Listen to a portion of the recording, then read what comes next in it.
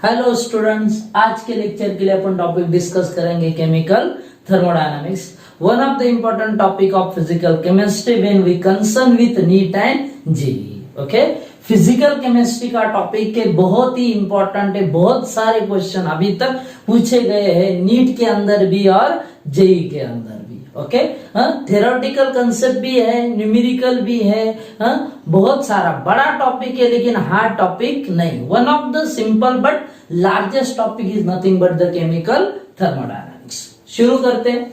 सबसे पहली term system. System क्या है देखो, system is a part of universe under study.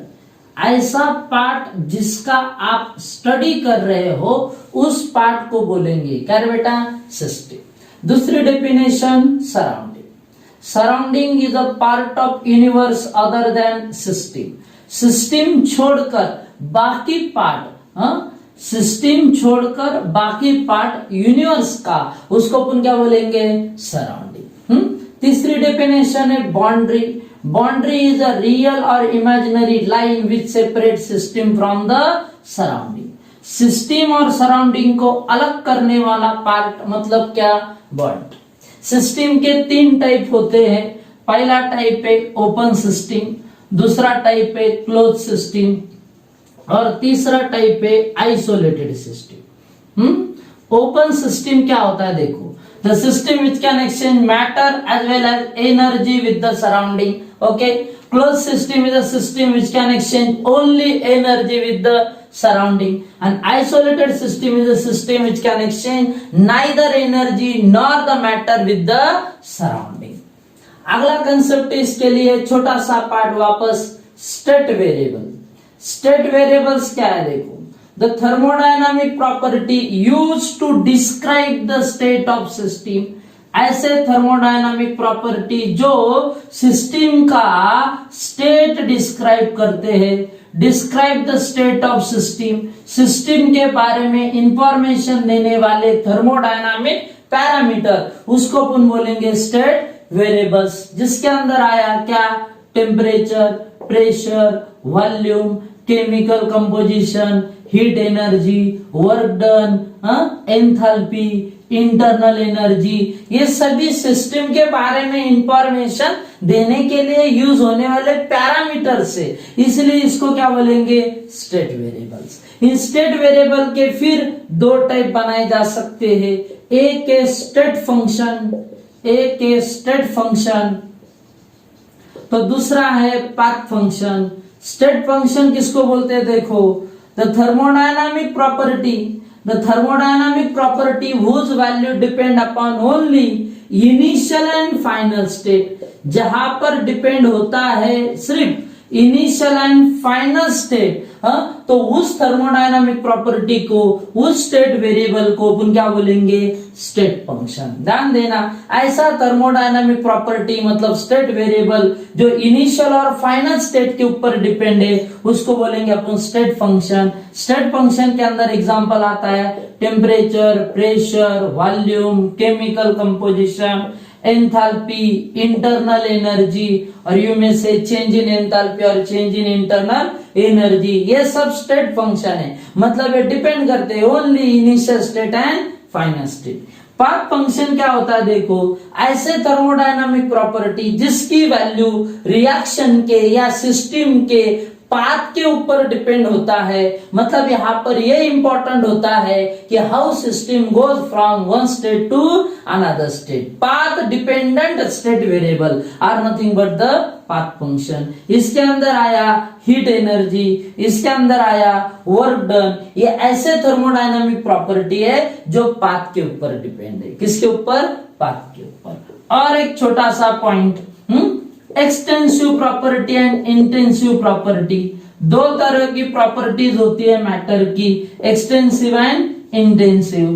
क्या है देखो, extensive is the properties of matter whose value depend upon quantity of matter. किसके ऊपर डिपेंड है, क्वांटिटी। एंड इंटेंसिव मतलब क्या, the thermodynamic properties whose value not depend upon quantity of matter. जो quantity पे डिपेंड होता है उसको बोलते हैं एक्सटेंसिव, और जो क्वांटिटी पे डिपेंड नहीं होता उसको बोलते हैं इंटेंसिव। एकदम सिंपल कंसेप्ट है कि किसी सब्सटेंस का, जैसे वाटर का बॉइलिंग पॉइंट है 100 डिग्री सेल्सियस से, no matter how much water you take for that measurement, कितना भी वाटर लो बॉइलिंग पॉइंट फिक्स ही रहेगा तो उसको अपन बोलेंगे इंटेंसिव। बट वाटर का वॉल्यूम कितना है, it depend upon the quantity of matter, then it is called as a extensive. बहुत ही इंपॉर्टेंट कंसेप्ट है अगर आप एमसीक्यू की बात करते हैं तो। यहाँ पर ऐसा स्ट्रेट थ्योरेटिकल क्वेश्चन पूछा जाता है कि which one of the following is not extensive, इसका मतलब 3 एक्सटेंसिव होगा और 1 इंटेंसिव होगा। यहाँ पर आपको सिर्फ यह समझना है कि कौन सी फिजिकल प्रॉपर्टी क्वांटिटी के ऊपर डिपेंड है और कौन सा डिपेंड नहीं है। इसे याद रखने के लिए मैं और एक सिंपल ट्रिक आपको बताऊंगा कि जिस फिजिकल प्रॉपर्टी की वैल्यू फिक्स होती है, मतलब it not varied with the quantity, fix है सो इट इज इंटेंसिव, और जो वेरिड होती है उसको अपन क्या बोलेंगे, एक्सटेंसिव। अगला पार्ट है थर्मोडायनामिक इक्विलिब्रियम। क्या, थर्मोडायनामिक इक्विलिब्रियम। इक्विलिब्रियम का मतलब क्या होता है, रिमेन्स कांस्टेंट। तो यहां पर ध्यान देना, when system changes from one state to another state, when particular thermodynamic property remains constant, then we say system is under thermodynamic equilibrium। अब इसके 3 टाइप है। पहला टाइप है इसके अंदर थर्मल इक्विलिब्रियम, नाम से पता चल रहा है थर्मल इक्विलिब्रियम में कांस्टेंट होगा क्या, टेम्परेचर। तो दूसरा टाइप है केमिकल इक्विलिब्रियम, इस केमिकल इक्विलिब्रियम के अंदर कांस्टेंट होता है सिस्टम का केमिकल कंपोजिशन। तीसरा और आखिरी टाइप है इक्विलिब्रियम का, दैट इज मैकेनिकल इक्विलिब्रियम।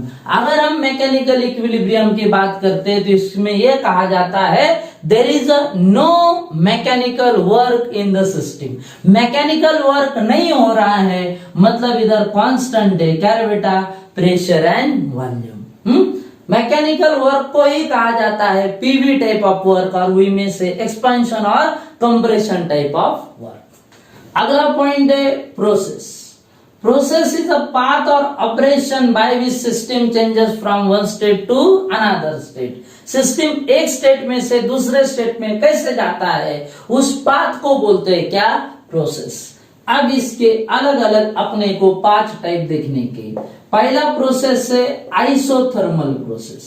क्या है आइसोथर्मल प्रोसेस, सिर्फ इतना दिमाग में रखिए, it is a process in which temperature remains constant. Thermal means temperature, मतलब change in temperature is equal to constant, लेकिन टेम्परेचर कांस्टेंट है मतलब internal energy change must be constant.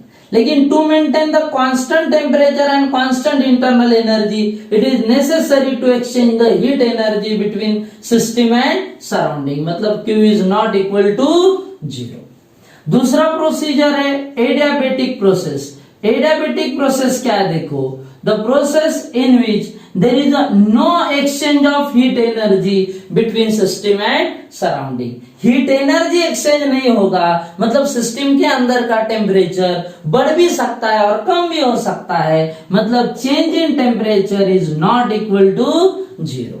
And delta T अगर 0 इतना नहीं है, चेंज हो रहा है, तो इससे internal energy is also not equal to 0, क्योंकि इंटरनल एनर्जी ऐसा थर्मोडायनामिक प्रॉपर्टी है जो डिपेंड करता है किसके ऊपर, टेम्परेचर के ऊपर। तीसरा प्रोसीजर है इसके अंदर आइसोबारिक प्रोसेस। आइसोबारिक प्रोसेस क्या है, देखो, the process in which pressure of the system remains constant, मतलब change in pressure is equal to 0। इधर एक ही टर्म में pressure of the system always remains constant. Fourth procedure है isochoric process.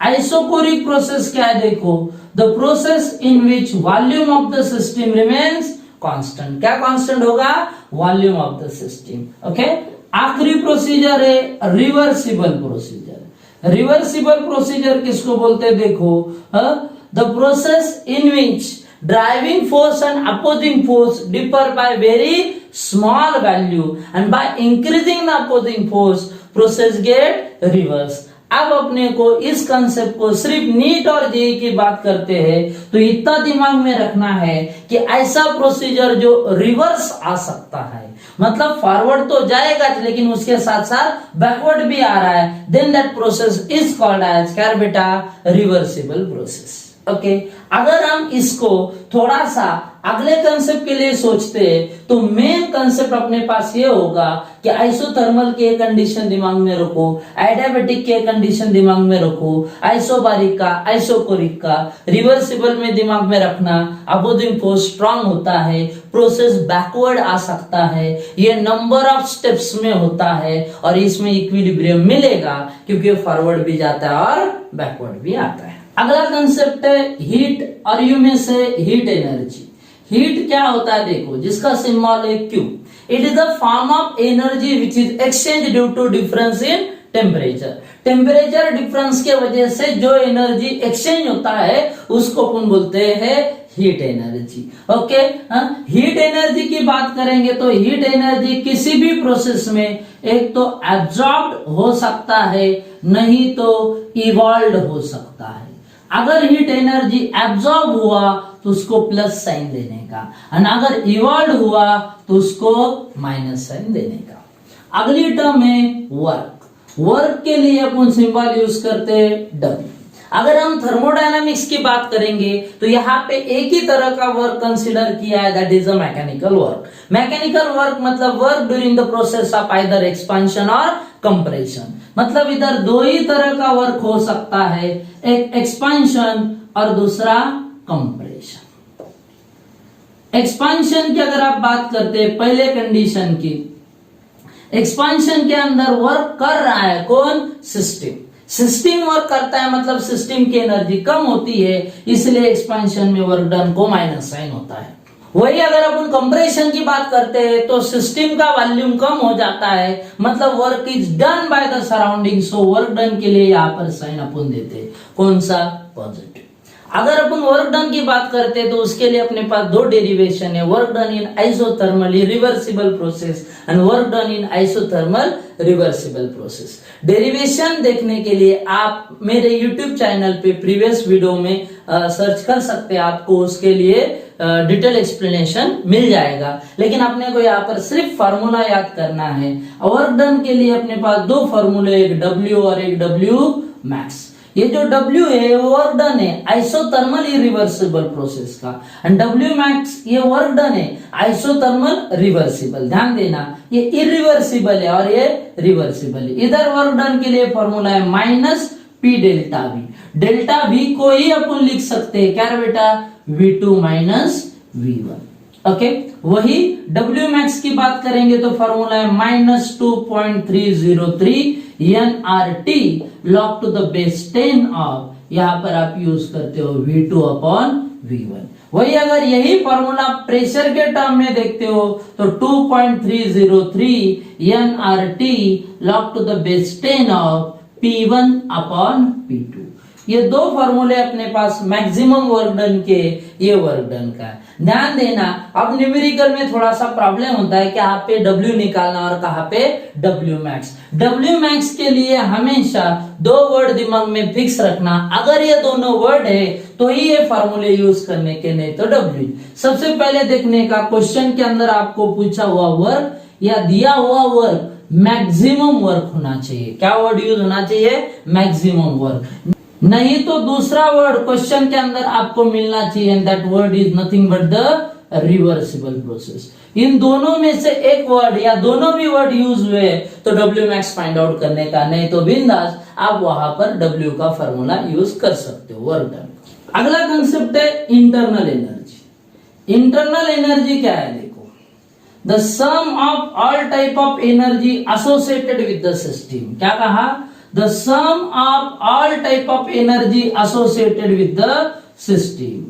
all type of energies का summation, जितने भी energies होते हैं सभी एनर्जी का समेशन, मतलब अपन क्या बोलेंगे, इंटरनल एनर्जी. जिसका सिंबल U है, कॉमनली आप ये बोल सकते हैं कि internal energy is the summation of kinetic energy and potential energy. अब इन दोनों में भी बहुत सारे सब टाइप हो सकते हैं, काइनेटिक में भी और पोटेंशियल में भी। इंपॉर्टेंट पॉइंट है कि इंटरनल एनर्जी एक स्टेट फंक्शन है, it depend upon only initial state and final state. दूसरा है कि इंटरनल एनर्जी का आप एग्जैक्ट वैल्यू फाइंड आउट नहीं कर सकते, क्यों? क्योंकि it is the sum of all type of energy. बहुत सारे एनर्जी टर्म इसके अंदर है, कुछ एनर्जी टर्म के वैल्यू बहुत बड़े हैं और कुछ एनर्जी टर्म के वैल्यू बहुत छोटे हैं, and during the summation smaller values are neglected, so we can't get the exact value of internal energy, so that we can find out the change in internal energy instead of internal energy. अपने को U नहीं मिलेगा, अपने को delta U मिलेगा। अगला concept है first law of thermodynamics. अब फर्स्ट लॉ ऑफ थर्मोडायनामिक्स की बात करेंगे। इस टॉपिक में बहुत सारे, मैं कहूंगा नियर टू 50% क्वेश्चन इस कंसेप्ट पे पूछे जाते हैं, फर्स्ट लॉ ऑफ थर्मोडायनामिक्स। इसीलिए थोड़ा सा स्पीड में कम करूंगा क्योंकि इंपॉर्टेंट सेक्शन है। पहले तो उसके theoretical statement, energy neither be created nor be destroyed, it only converted from one form into another form. When one form of energy disappears, equivalent amount of other form of energy appears. Energy create नहीं हो सकता, destroy नहीं हो सकता। एक energy कम हुआ तो उतने अमाउंट का दूसरे फॉर्म का एनर्जी वहां पर ट्रांसफर हो जाएगा, कन्वर्ट हो जाएगा। Okay, total energy of the isolated system remains constant. Isolated system का टोटल एनर्जी कांस्टेंट होगा। Total energy of the universe also remains constant, because universe is nothing but the system plus surrounding. ऐसा कुछ system energy दे रहा है तो surrounding ले रहा है, मतलब टोटल रिमेन्स कांस्टेंट। सिर्फ एनर्जी का एक्सचेंज होगा सिस्टम एंड सराउंडिंग के बीच में। इन थ्योरेटिकल स्टेटमेंट से भी इंपॉर्टेंट है क्या? इसका मैथमेटिकल एक्सप्रेशन जो ऐसा था, total energy that is heat energy provided to the system is used for two purpose, that is to change the internal energy and to do work. लेकिन किसी सिस्टम को एनर्जी दिया तो वर्क डन वहां पर एक्सपांशन का होता है, मतलब अपन इसका एडिशन करना चाहते हैं लेकिन एक्सपांशन होगा, मतलब W को माइनस साइन आएगा, इसीलिए प्लस इंटू माइनस क्या हो जाएगा? माइनस। मतलब Q is equal to delta U minus W। Okay, और U में से इसे आप ऐसा भी लिख सकते हैं, delta U is equal to क्या बेटा? Q plus W। अब ध्यान देना, ये मेरे को अलग अलग प्रोसेस में अप्लाई करने का है। ओके, मतलब जैसे अपने पास पहला प्रोसेस है, कौन सा? Isothermal process. ध्यान देना, मैं पहले भी बोल चुका हूं कि ये इंपॉर्टेंट है एमसीक्यू के लिए। आइसोथर्मल प्रोसेस में चेंज इन टेम्परेचर 0 होता है। चेंज इन टेम्परेचर 0 है तो चेंज इन इंटरनल एनर्जी भी 0। एंड अगर ये दोनों 0 है तो इसमें से डेल्टा यू का वैल्यू 0 अपन इस इक्वेशन में पुट अप कर सकते हैं। मतलब 0 इज इक्वल टू क्या बेटा? Q plus W। इसका मतलब हुआ Q इज इक्वल टू, ये प्लस है, सामने आया तो माइनस। ये क्या इंडिकेट कर रहा है? Q और W इन दोनों के साइन अपोजिट होंगे। क्या अपोजिट होंगे? साइन। मतलब W अगर प्लस है तो plus into minus Q minus हो जाएगा, W अगर माइनस है तो माइनस इंटू माइनस क्या हो जाएगा? प्लस। ये दिमाग में रखना है। दूसरा प्रोसीजर है adiabatic process. Adiabatic process is a process in which there is no exchange of heat energy between system and surrounding. मतलब Q is equal to 0, and Q अगर इस इक्वेशन में 0 डाला तो delta U is equal to क्या बेटा? 0 plus W। 0 plus W मतलब W, मतलब delta U is equal to क्या? W। बात को समझो, यहां पर इंटरनल एनर्जी चेंज था ही नहीं, जितनी हीट एनर्जी प्रोवाइड हो रही थी उससे वर्क हो रहा था, और यहां पर इंटरनल एनर्जी चेंज जो है उससे वर्क डन होगा, क्योंकि हीट एनर्जी चेंज कितना है? 0। मतलब बाहर से, सराउंडिंग से सिस्टम को हीट प्रोवाइड नहीं होगी, या सिस्टम की हीट सराउंडिंग को भी नहीं जाएगी। इधर जितना भी वर्क डन होगा वो इंटरनल एनर्जी के वजह से।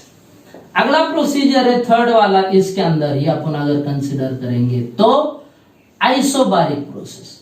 आइसोबारिक प्रोसेस में अपन ने कहा है कि change in pressure is equal to 0। Delta B का वैल्यू 0 आता है। अब अपने पास फॉर्मूला है, देखो क्या, delta U is equal to Q plus W, but W के लिए पहले अपने पास फॉर्मूला है माइनस पी डेल्टा।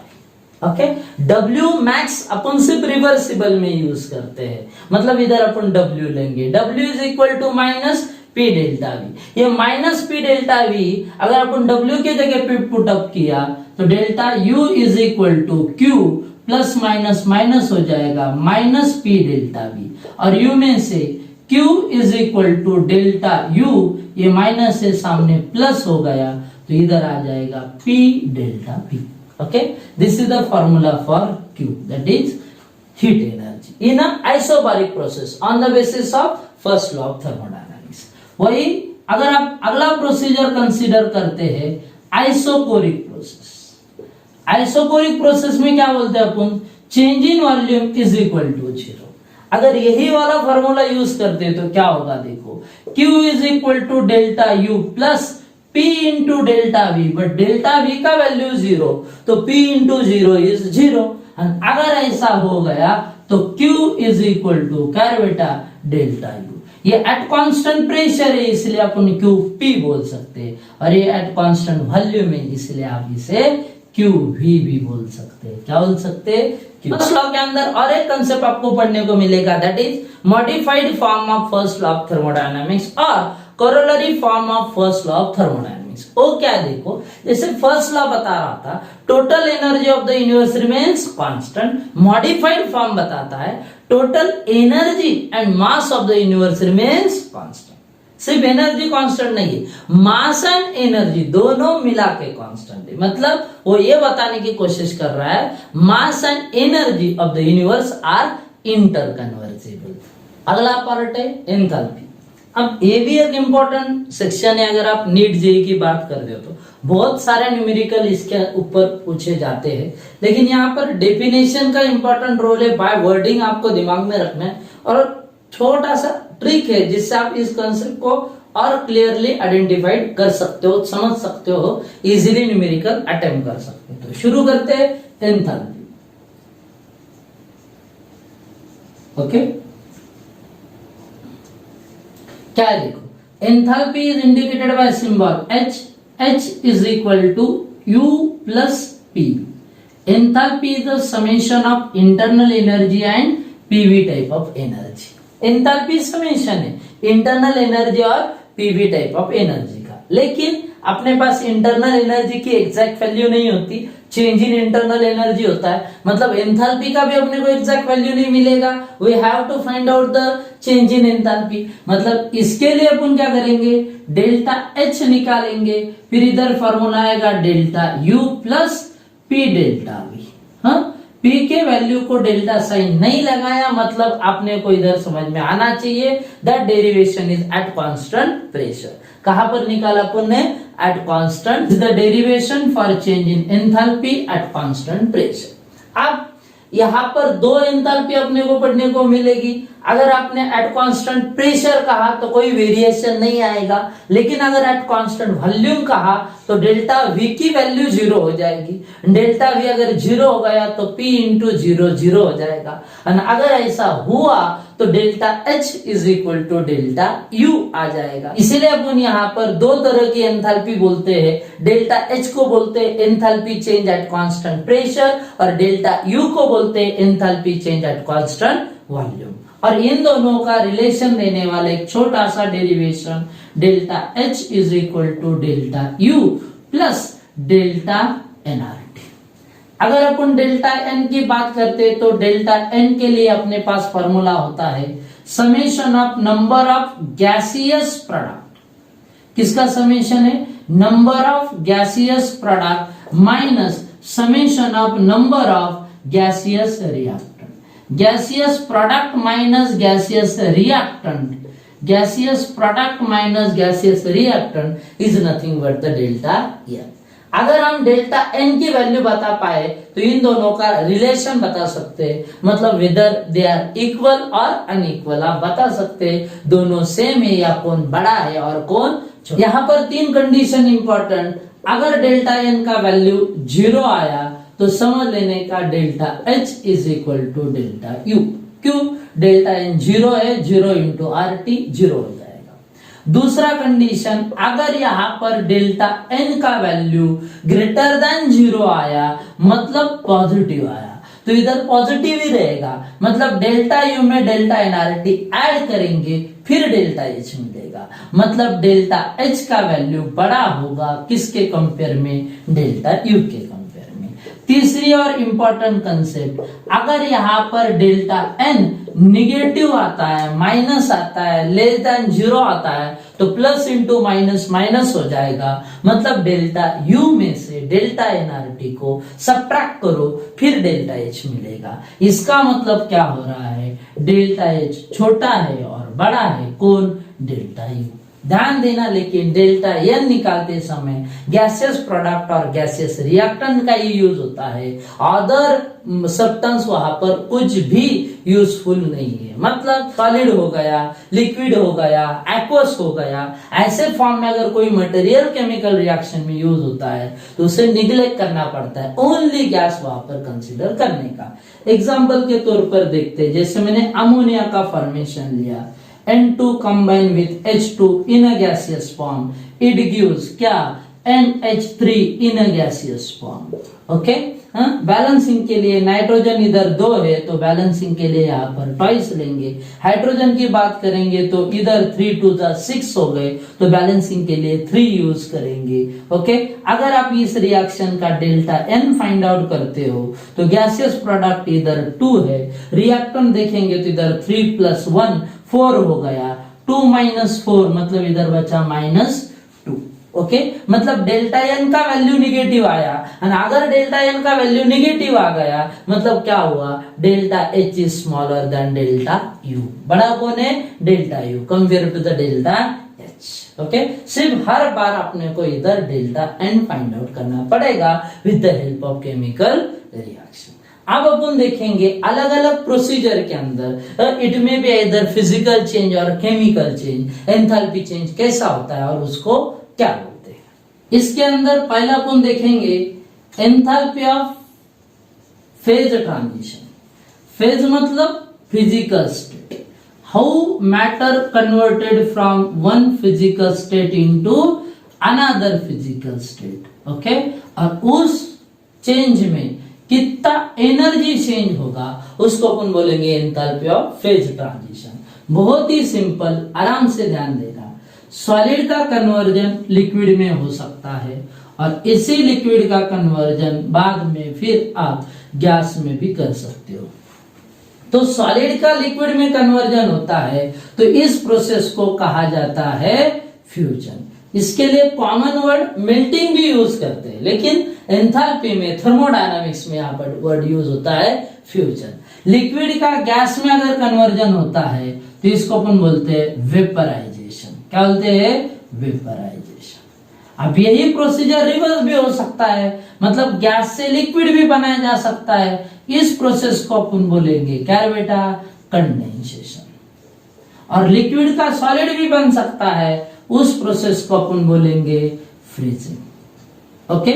सिर्फ यहां पर पॉइंट क्या है, सॉलिड टू लिक्विड कन्वर्जन होते समय हीट एनर्जी एब्सॉर्ब किया जाएगा। क्या किया जाएगा, एब्सॉर्ब।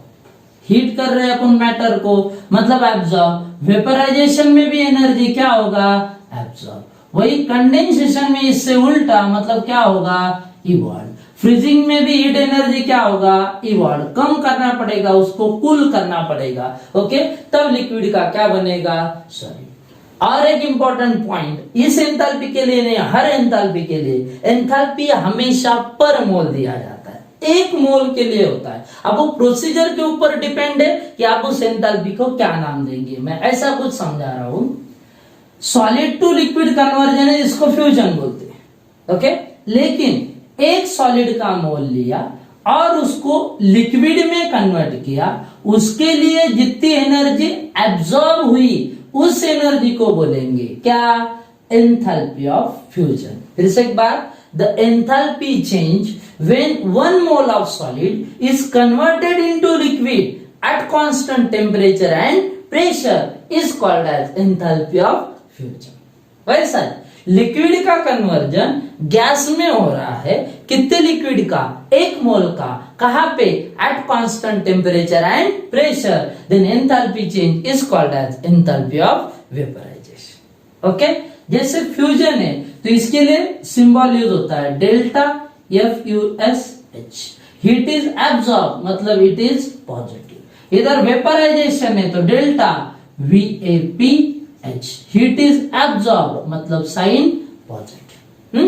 अब वेपराइजेशन से उल्टा प्रोसीजर है, किसका, कंडेंसेशन का, मतलब इधर वैल्यू एंथैल्पी की उतनी रहेगी लेकिन इधर हीट एब्सॉर्ब है तो इधर इवॉल्व, तो साइन कौन सा आएगा, माइनस। ओके, इधर फ्यूजन और फ्रीजिंग की वैल्यू सेम रहेगी लेकिन साइन अपोजिट, मतलब इधर कौन सा साइन आएगा, माइनस। ओके, और एक आपने जरूर सुना होगा कि सॉलिड का कन्वर्जन अगर डायरेक्ट लिक्विड में होता है तो उस प्रोसेस को बोलते हैं क्या रे बेटा, सब्लिमेशन। क्या बोलते हैं, सब्लिमेशन। ओके, और इधर जो एंथैल्पी चेंज होगा उस एंथैल्पी चेंज को बोलेंगे अपन enthalpy of sublimation. And solid का गैस हो रहा है मतलब again heat is absorb so it is also positive. लेकिन और एक इंपॉर्टेंट, एंथैल्पी तो स्टेट फंक्शन है, सब्लिमेशन में सॉलिड से डायरेक्ट गैस मिल रहा है, इसका मतलब क्या हो रहा है कि enthalpy of sublimation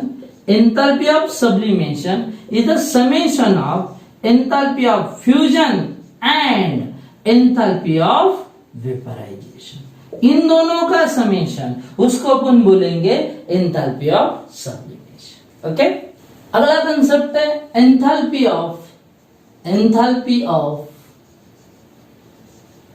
atomic and molecular changes.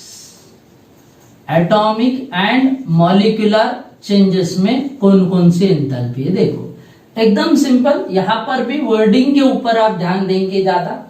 पहला टर्म है enthalpy of atomization. Enthalpy of atomization क्या है, देखो atomization means separation of atoms. Concept एकदम simple, the amount of energy required to separate all the atoms, amount of energy required to separate all the atoms from one mole of any gaseous substance is called as enthalpy of atomization। Example देखते हैं, CH4 gaseous form में लिया, इसको break किया तो carbon भी gaseous form में मिलेगा और 4 हाइड्रोजन मिलेगा, वो भी गैसियस फॉर्म में।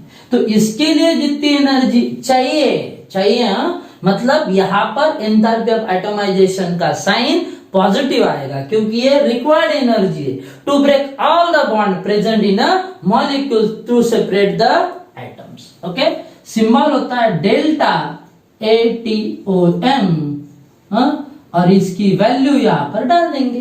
जैसे CH4 का एंथैल्पी ऑफ एटोमाइजेशन होता है 1660 किलोजूल पर मोल। कितना, 1660 किलोजूल पर मोल।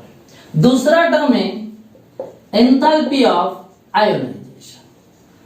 Enthalpy of ionization simple term, ionization का मतलब होता है removal of electron. Electron remove करने के लिए जितनी एनर्जी लगेगी उस एनर्जी को बोलेंगे क्या बेटा, एंथैल्पी ऑफ आयोनाइजेशन। वापस यहाँ पर वही कंसेप्ट है, it is a required energy, it is a required energy to remove the electron, मतलब यहां पर भी साइन पॉजिटिव। मतलब ऐसा कोई भी एलिमेंट हो, कोई भी मेटल हो, उसके अंदर का अगर इलेक्ट्रॉन रिमूव करना है, फॉर एग्जांपल एल्यूमिनियम लिया, एल्यूमिनियम का atomic number 13, electronic configuration 283, last shell में 3 इलेक्ट्रॉन है, तो ये इसने अगर एक इलेक्ट्रॉन रिमूव किया, लेकिन ध्यान देना ए भी गैसियस फॉर्म में होना चाहिए, तो इधर बनेगा क्या रे बेटा, Al+, तो यहां पर इलेक्ट्रॉन बचेंगे कितने, 12, तो इलेक्ट्रॉनिक कॉन्फ़िगरेशन 282। तो एक इलेक्ट्रॉन रिमूव करने के लिए मिनिमम जितनी एनर्जी चाहिए उसको क्या बोलेंगे, एंथैल्पी ऑफ आयोनाइजेशन।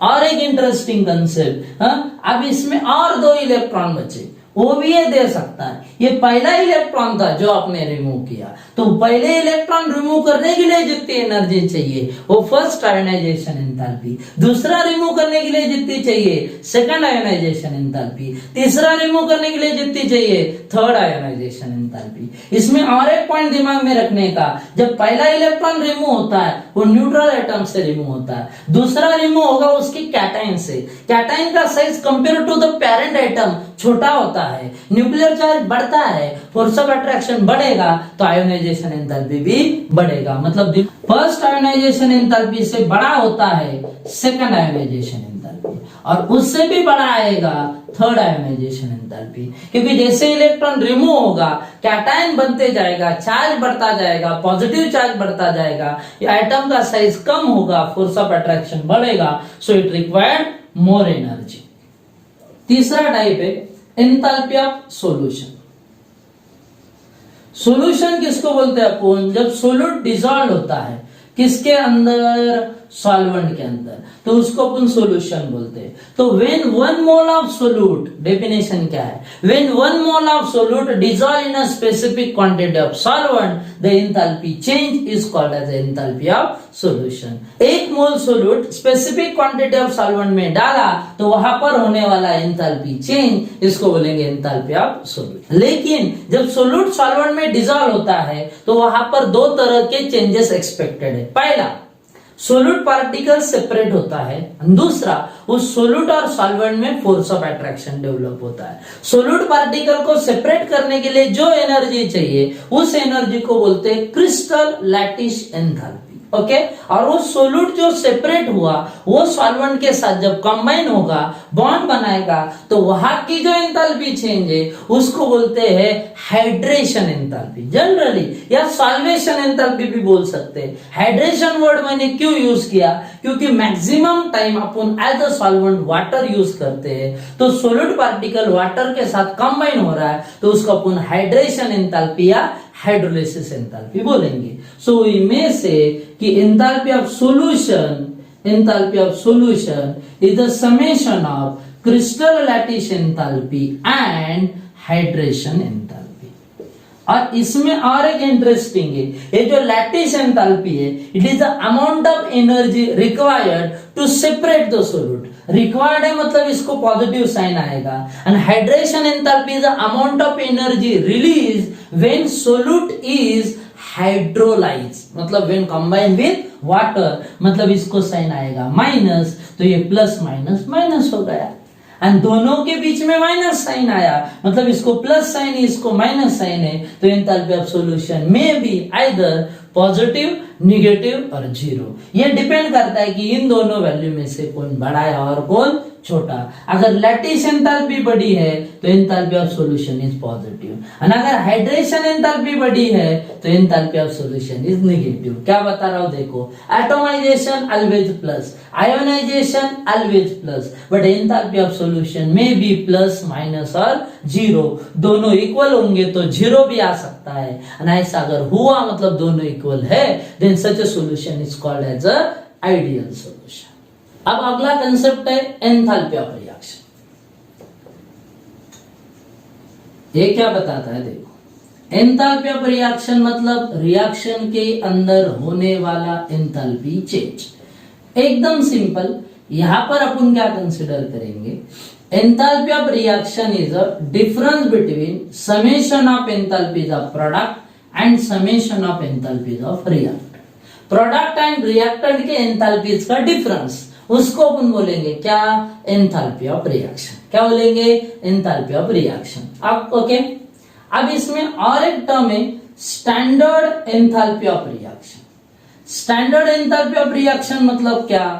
कि एंथैल्पी ऑफ रिएक्शन ही है, सिर्फ एट अ स्टैंडर्ड कंडीशन। कौन से कंडीशन पे? Standard condition. स्टैंडर्ड कंडीशन मतलब क्या? 1 atmospheric pressure, 298 kelvin temperature and 1 molar concentration.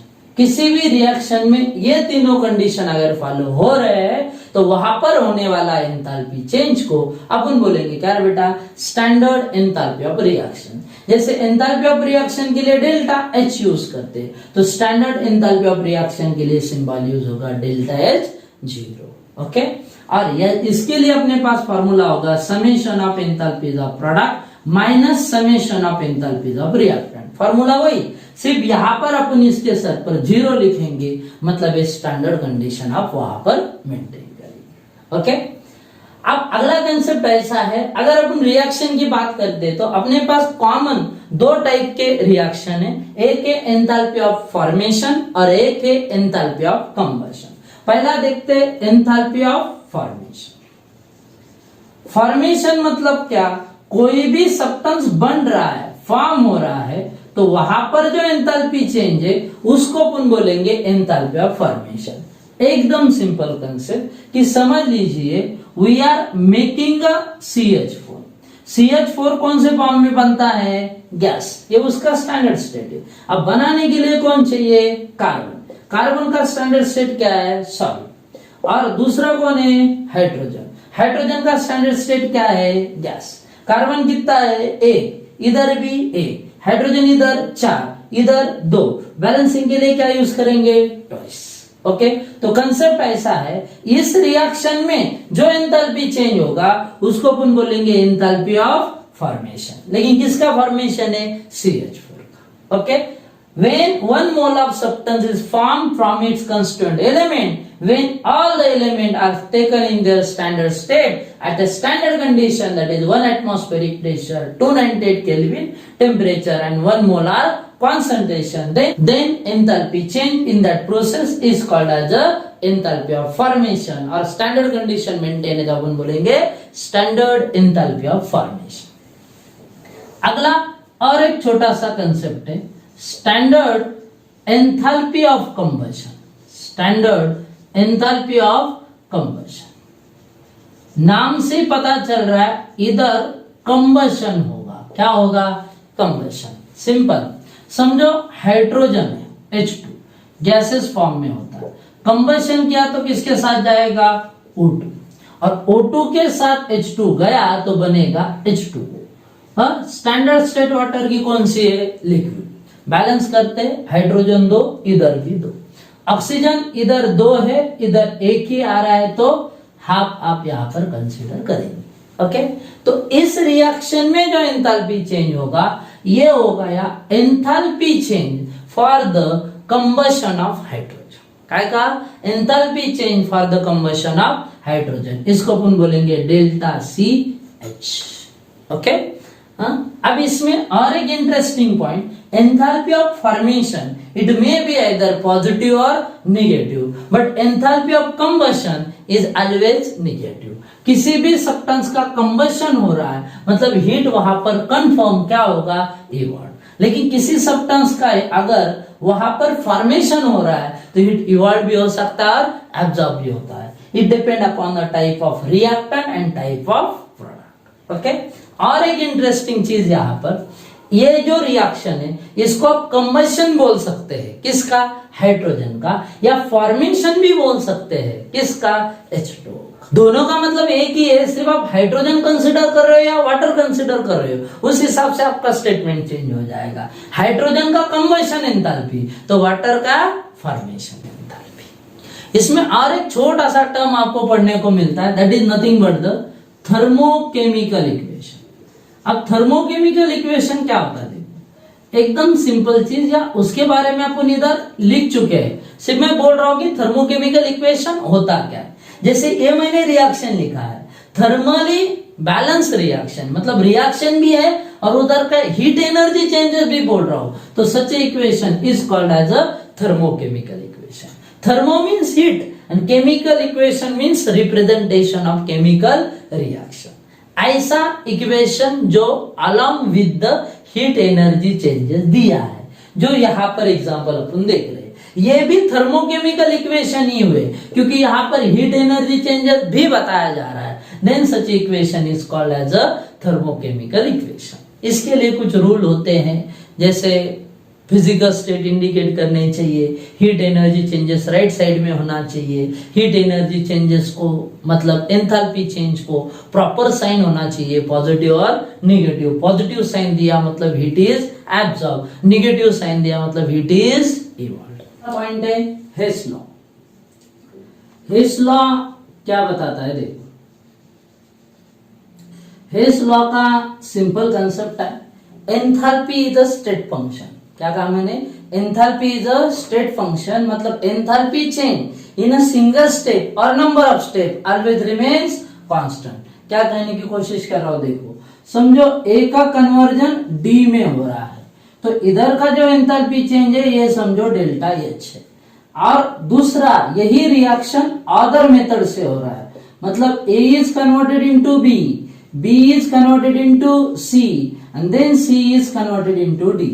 तो यहाँ का एंथैल्पी चेंज है समझो डेल्टा H1, इधर का एंथैल्पी चेंज है डेल्टा H2 और इधर का एंथैल्पी चेंज है डेल्टा H3।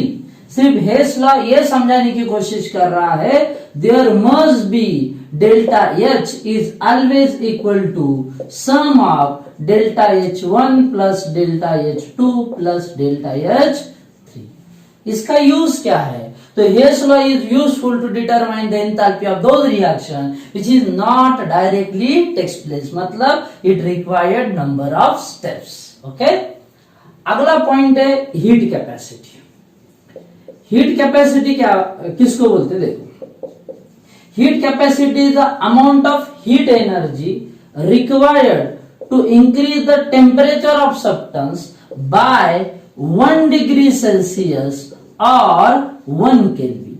किसी भी सब्सटेंस का टेम्परेचर 1 डिग्री सेल्सियस से या 1 केल्विन से बढ़ाने के लिए जितनी हीट चाहिए उस हीट को बोलते हैं heat capacity. Means Q is directly proportional to delta T and therefore Q is equal to, यहां पर कुछ तो कांस्टेंट आएगा, that constant is indicated by symbol C and that C is nothing but the heat capacity into क्या बेटा delta T, where Q is a heat, C is a heat capacity and delta T is a change in temperature।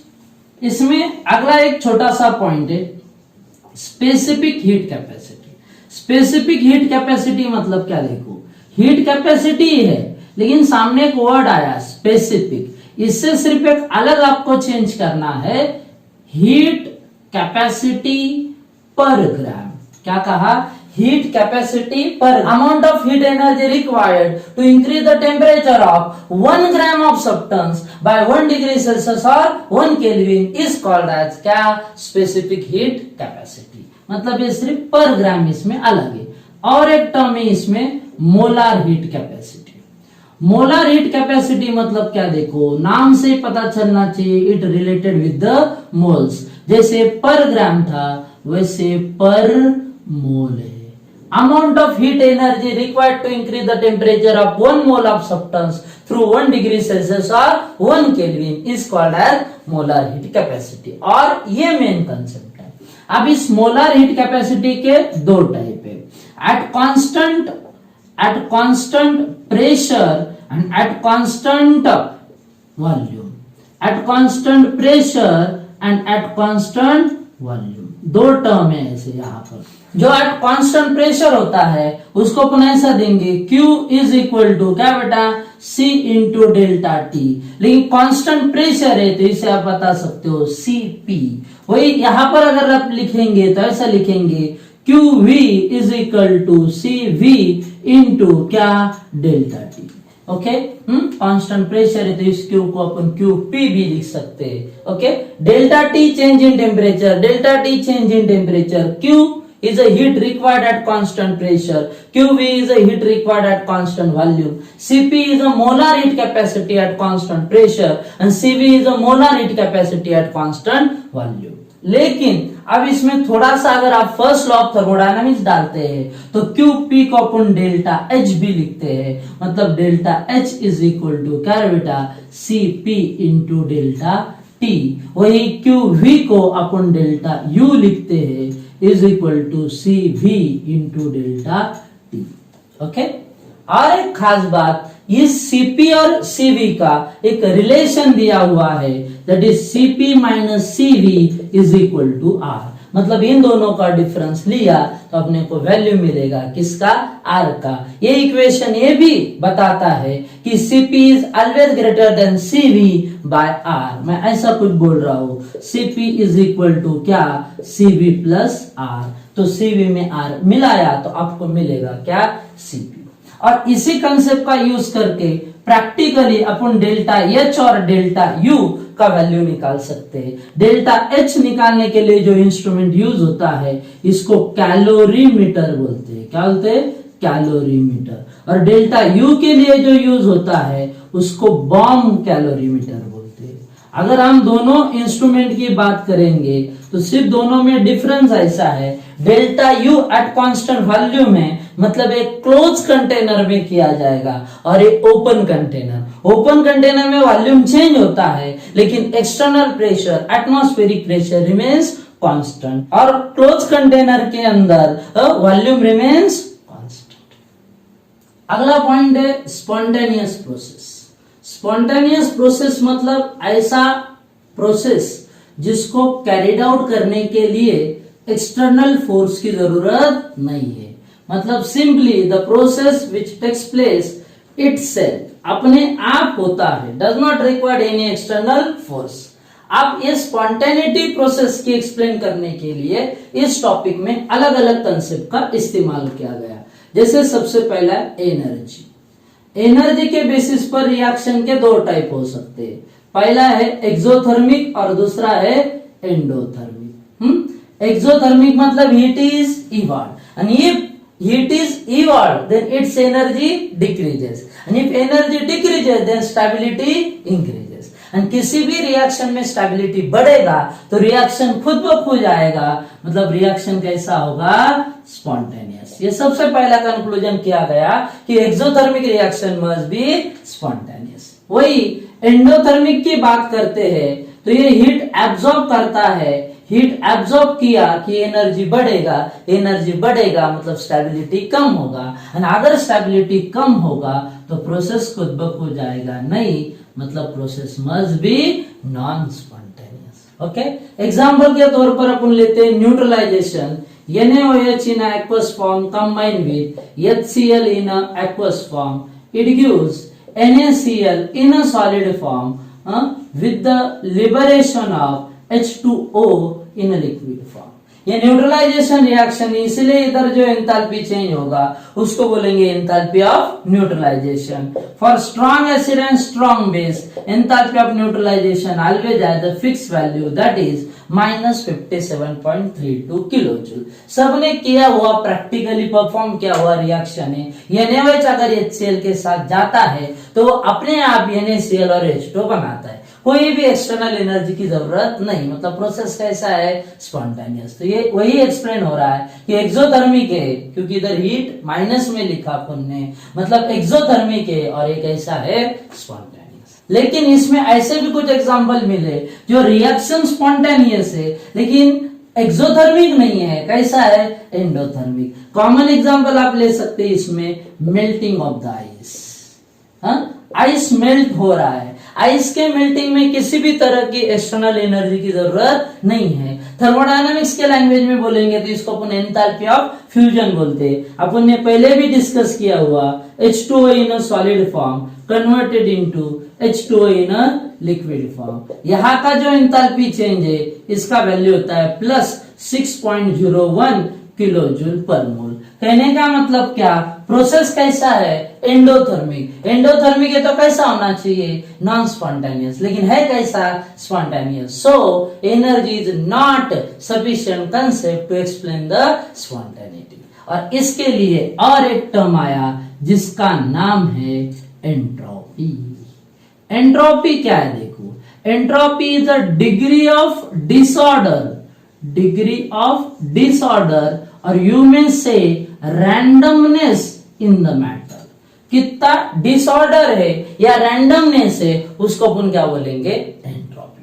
अगर अपन randomness की बात करेंगे तो randomness highest होगा किसमें, gas में। क्यों ऐसा, क्योंकि गैस में मॉलिक्यूल दूर होता है, उसके ऊपर कोई कंट्रोल नहीं, इंटरमॉलिक्यूलर फोर्स सबसे कम, इसलिए सबसे ज्यादा डिसऑर्डर मिलेगा किसमें, गैस में, और सबसे कम डिसऑर्डर मिलेगा सॉलिड में, क्योंकि सॉलिड में स्ट्रक्चर कैसा होता है, compact, molecule are present very close to each other. Entropy is indicated by symbol, क्या रे बेटा, यस। इसमें जैसे मैंने अभी कहा, एंट्रोपी की हाईएस्ट वैल्यू होगी गैस में और लोवेस्ट वैल्यू होगी किसमें, सॉलिड में। सॉलिड में सबसे कम, उससे ज्यादा लिक्विड में, और सबसे ज्यादा किसमें, गैस में।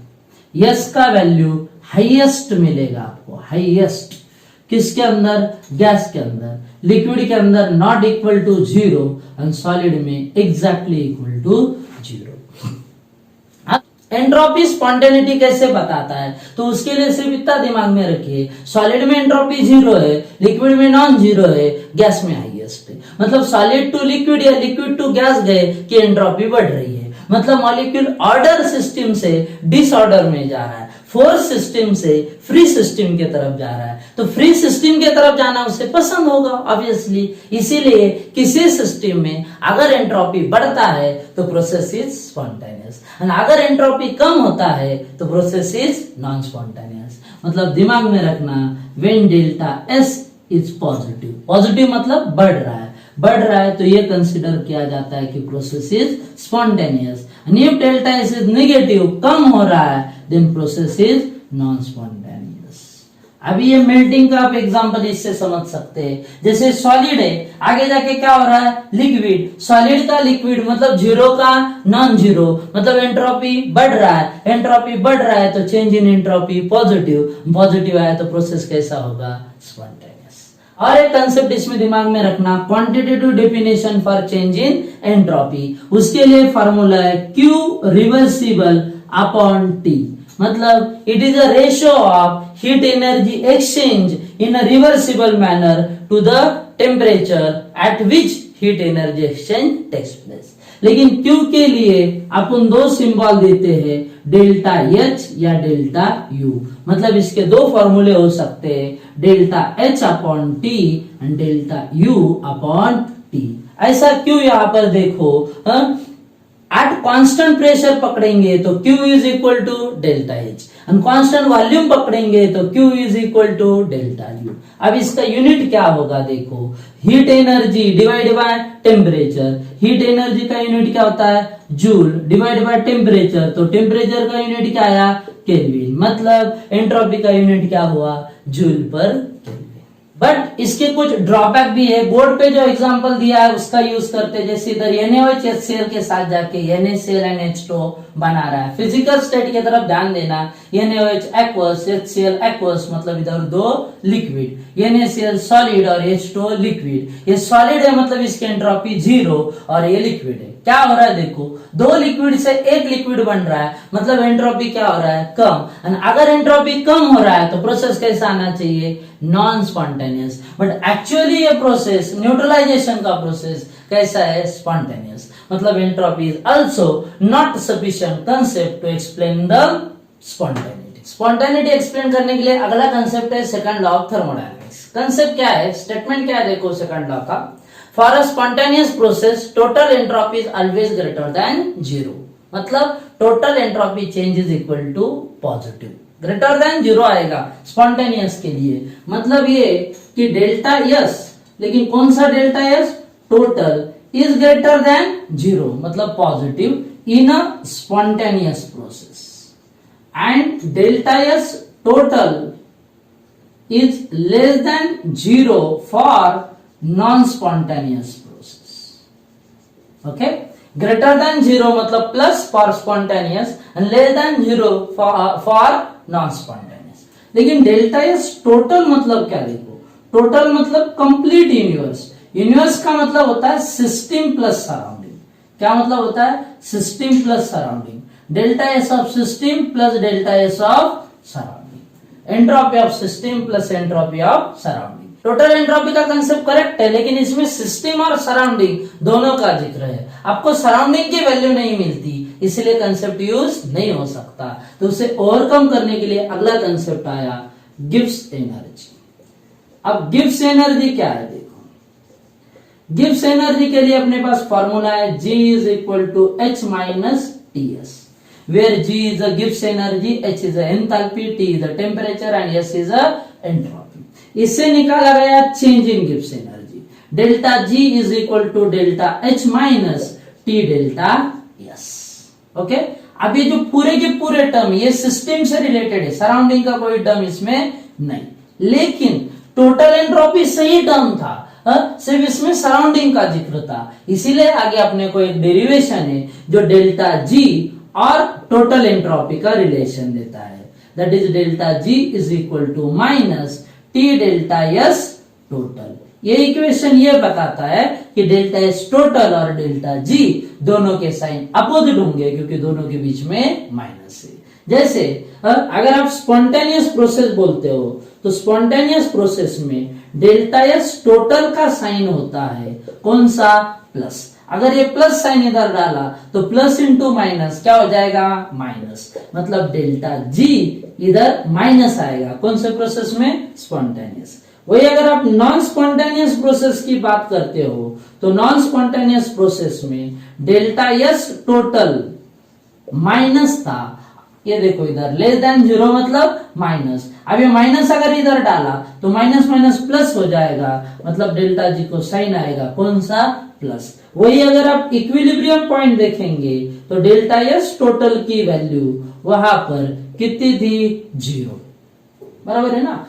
ग्रेटर देन जीरो है तो स्पॉन्टेनियस, लेस देन जीरो है तो नॉन स्पॉन्टेनियस, मतलब जीरो आया तो उसे क्या बोलेंगे, इक्विलिब्रियम। तो डेल्टा एस टोटल अगर जीरो है तो डेल्टा जी भी कितना आएगा, जीरो, कहां पर, इक्विलिब्रियम पॉइंट पर। जहां पर डेल्टा जी जीरो है उस टेम्परेचर को बोलते हैं इक्विलिब्रियम टेम्परेचर। कौन सा टेम्परेचर, इक्विलिब्रियम टेम्परेचर। देखो डेल्टा जी के लिए अपने पास फॉर्मूला है delta H minus T delta S, but equilibrium point पर, बट एट इक्विलिब्रियम पॉइंट पर delta G is equal to zero, अगर ऐसा है तो zero is equal to delta H minus T delta S. Okay, ये minus है, इधर आया तो plus, so T delta S is equal to क्या बेटा, delta H, therefore T is equal to क्या, delta H upon delta S. Okay, तो ये इक्विलिब्रियम टेम्परेचर हो गया जहां पे डेल्टा जी जीरो है। आपको सिर्फ इतना याद रखना है कि डेल्टा जी माइनस आया तो process spontaneous, delta G plus आया तो प्रोसेस नॉन स्पॉन्टेनियस। लेकिन डेल्टा जी प्लस और माइनस कौन डिसाइड करेगा, डेल्टा एच और डेल्टा एस का साइन। डेल्टा एच मतलब एंथैल्पी, प्लस भी हो सकता है और माइनस भी हो सकता है क्योंकि रिएक्शन एक्सोथर्मिक भी हो सकता है और एंडोथर्मिक। वही रिएक्शन की एंट्रोपी बढ़ भी सकती है और कम भी हो सकती है, मतलब डेल्टा एस भी इधर प्लस भी हो सकता है और माइनस। इन दोनों के प्रॉपर साइन रखे कि अपने को पता चलेगा डेल्टा जी इज माइनस और प्लस, मतलब हम पता करेंगे प्रोसेस स्पॉन्टेनियस और non spontaneous. Last derivation equilibrium constant और गिब्स एनर्जी का है। डेल्टा जी के लिए और एक फॉर्मूला है delta G zero plus R T into L N of Q. Q का मतलब होता है reaction question, it is a ratio of concentration of product to the concentration of reactant. Okay, अब अगर आप इक्विलिब्रियम पॉइंट बोलते हो, एट इक्विलिब्रियम पॉइंट पर डेल्टा जी का वैल्यू होता है कितना, जीरो, और रिएक्शन क्वेश्चन जो है वो इक्विलिब्रियम कांस्टेंट इतना होता है। किसके इतना, इक्विलिब्रियम कांस्टेंट। और ये दोनों अगर इधर पुटअप कर दिए तो zero is equal to delta G zero plus R T into L N of क्या रे बेटा, के। ये प्लस है, सामने गया तो माइनस, मतलब delta G zero is equal to minus R T into L N of K. L N मतलब log to the base e, इसको अगर लॉग टू द बेस 10 करना है तो इसे मल्टीप्लाइड करना पड़ेगा 2.303 से, इधर R T log to the base 10 of आप लिखेंगे इधर के। और इस हिसाब से अपना detail explanation on chemical thermodynamics खत्म हो गया। यह टॉपिक नीट और जेई के लिए बहुत ज्यादा इंपॉर्टेंट है। अगर आप न्यूमेरिकल की बात करते हो तो 2 से 3 क्वेश्चन इजीली कोई भी एग्जाम में इसके पूछे जाते हैं। मैं तो कहूंगा सिर्फ अपना 12th का कॉम्पिटिटिव एग्जाम नहीं, केमिस्ट्री से रिलेटेड कोई भी कॉम्पिटिटिव एग्जाम रहने तो उसमें सबसे इंपॉर्टेंट टॉपिक है केमिकल थर्मोडायनामिक्स, अगर अपन फिजिकल केमिस्ट्री की बात करते हैं तो। Okay, please like and subscribe my YouTube channel for the new video. Thank you.